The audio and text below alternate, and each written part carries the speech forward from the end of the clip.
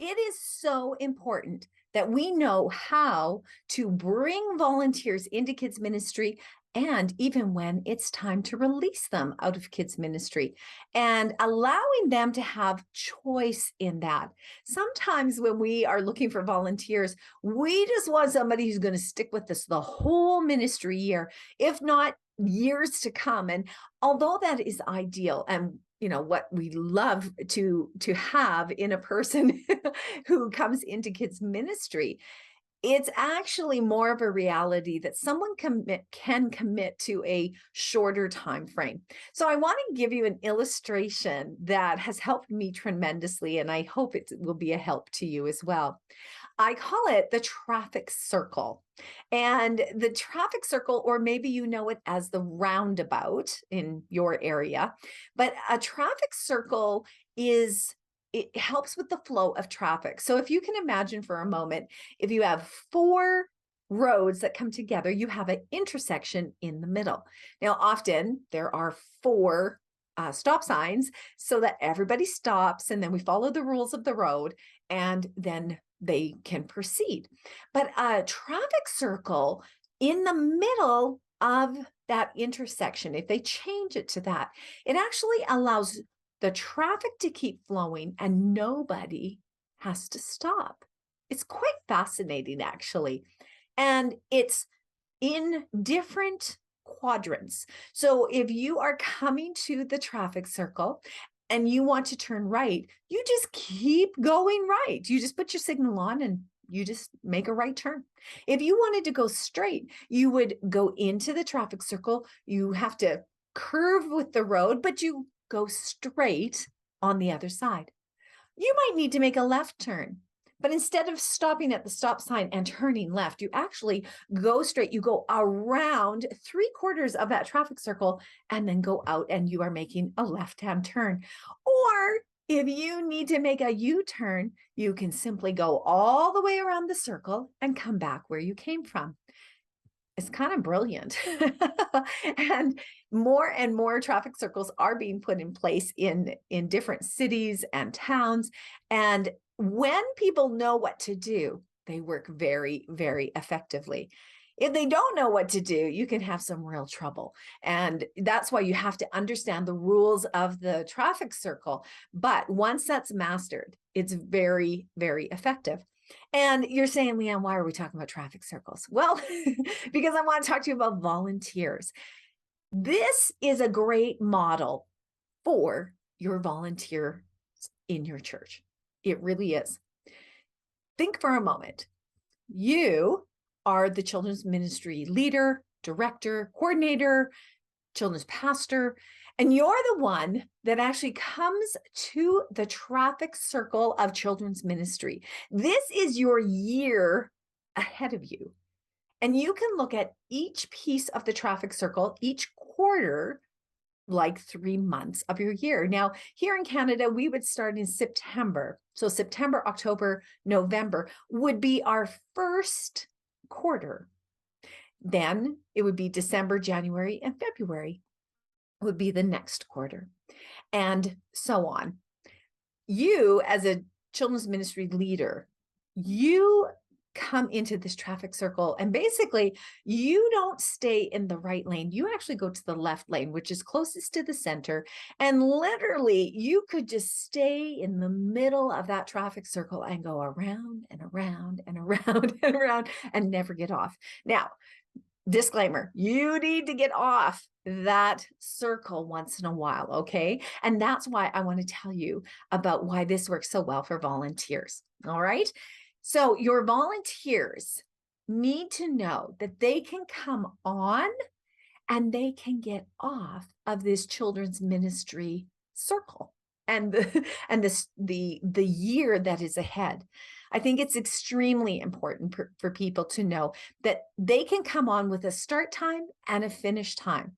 Otherwise, when we get a volunteer and we just kind of throw them into a traffic circle, can you imagine the chaos if they don't, first of all, understand what they're doing, or when they're really supposed to get off? Because you do, in a traffic circle, you can come on and be in the right lane and you can go a quarter of the way, or you can go halfway. But if you want to go left, you actually have had to move into the middle lane to make that left turn.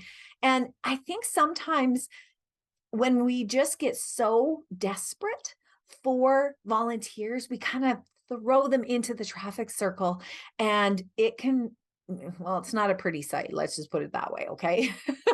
We can have accidents and we can have things that happen. So I want to talk to you about, oh, how do we do this? How do we make this like a well-oiled machine? How do we get the traffic flow going with our volunteers? Let's start with our first segment. So you are already in the middle. You know that this is 1 year of children's ministries. You start your month at the beginning here, wherever your ministry year starts. So most of us would start either August or September. You could do this starting in January, but I don't know if I know anybody in kids ministry who starts it that way, because we coordinate with the school year. But you do whatever works best for you. So I'm going to go with September. So we start in September and we're looking for people. Do you know that you can tell someone, hey, I need someone from September to November, September, October, November, yeah, to help with the startup, with the launch. And right away, my mind comes to someone who's very organized, administrative, that can help with new families coming, help with updating the system for the existing families, because there's a lot of administrative things that need to happen in that very first month. And also someone who is very good at startup events, big events, right? Because you want to make launch Sunday exciting. And so I'm looking for someone like that. And so you could tell them, I really need someone who could help me from September till November. Giving that person the start and end helps them understand that that's the commitment that they could give. And here's the thing, once they come in, if they change their mind, say, let's say they get to the end of October and they say, man, I love this. This is like really good stuff. They can come over to a different lane. Actually, they can stay in that lane halfway through, right? We talked about that. And then maybe they even change their mind and they'll come into the middle lane and stay your whole ministry year. But if all they can do is that one commitment for the 3 months, they'll come in, they'll help you, they'll do what they need to do, and then you can off-ramp them to get off that traffic circle. Now, as they're getting off there, though, you need another person coming on to take their place, because we need that administrative person. So keep that in mind. When someone just does a quarter of the traffic circle, you need another person to come in and either do another quarter, or can go around to the other side, or stay with you for the whole ministry year. All right. And I just think that piece is so helpful. Now, let's think about Christmas for a moment. What if somebody just said to you, I just love Christmas, and I just can't help in the fall, because that is, I think football's in the fall. I know the sports can kind of go all year round now, but a lot of times there is a very busy season for the sport of choice. And so if football starts in the fall and they just can't do it then, but Christmas, they want to do the Christmas concert. They want to help you with all of that. And they're actually available January, February, but then back in March, they get really busy again. Well, they're perfect for on-ramping here, helping with the Christmas presentation, helping prepare for January and February and what you have. And that's where they fit on this traffic circle. Now, you need other people who will actually stay committed for 3/4 of the year. So that person you could ask, and they come in at the same ministry time, right? And they come around and they do 3/4 of the year, but they tell you, I can't do summer. I'm so busy with summer camps and, or whatever, vacationing with family, whatever their reason is, it's all valid. And we have to respect that. And so I'll take that 3/4 because I know that person's going to really give their all and contribute into the kids' ministry. And then I'll be prepared with someone to come. But they're going off ramp. I'm going to on ramp someone else for that last quarter, which would be the January. I said that wrong.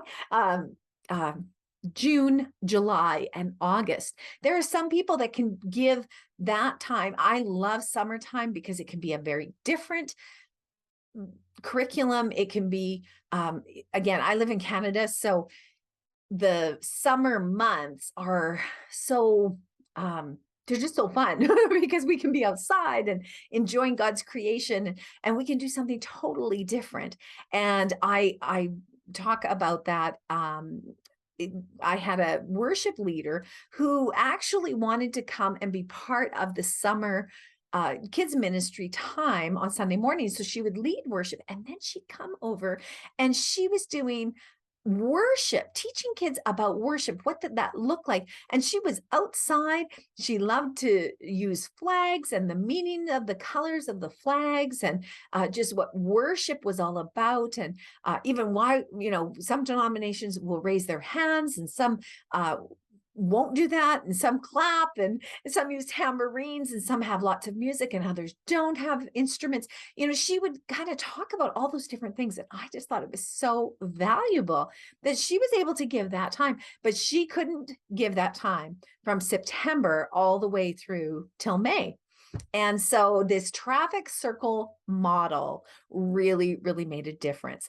So I hope that you have that in your mind now. And I want to talk to you about how we navigate in this traffic circle, and how do we even get a volunteer to come in? How do we keep them there?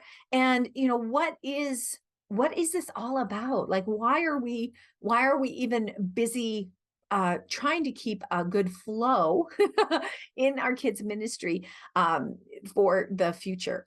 And so let's go into our other sessions and talk about that.